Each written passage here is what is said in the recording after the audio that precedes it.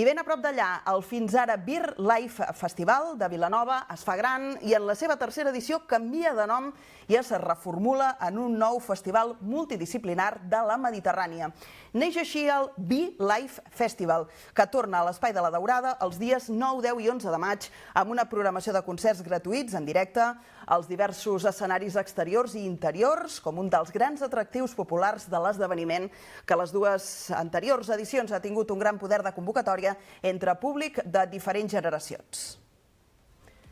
El Beer Life portarà enguany, per exemple, els concerts gratuïts de Buos, Medina Azahara, Nena da Conte, Efecto Pasillo o La Fúmiga. També hi participaran artistes i bandes locals i emergents. Una cita vibrant que neix de l'evolució del projecte Beer Life i que en aquesta nova etapa aposta per créixer i connectar encara més amb la cultura del mar, la gastronomia de costa i l'economia blava, estructurant la seva oferta en diverses àrees que conformen una programació adreçada al públic en general amb gastronomia, cultura, divulgació científica de l'àmbit marí, música en directe i entreteniment familiar i infantil, també vinculat al món del mar. També s'hi faran tastos davant del mar amb cerveses i vins i caves, un servei de food trucks i de cuina mediterrània. I és que en el marc de Catalunya Regió Mundial de la Gastronomia 2025, el Beer Life sumarà activitats culinàries que elevaran la gastronomia marinera al seu màxim nivell. La programació de Som Gastronomia inclourà maridatges gastronòmics exclusius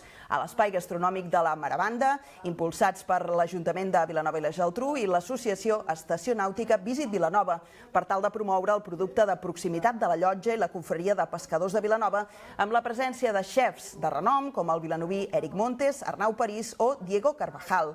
El Blau Market, també en una altra de les àrees, reunirà parades d'artesania i una mostra d'empreses i associacions vinculades a aquest sector nàutic i de l'economia blava a Vilanova i la Geltrú.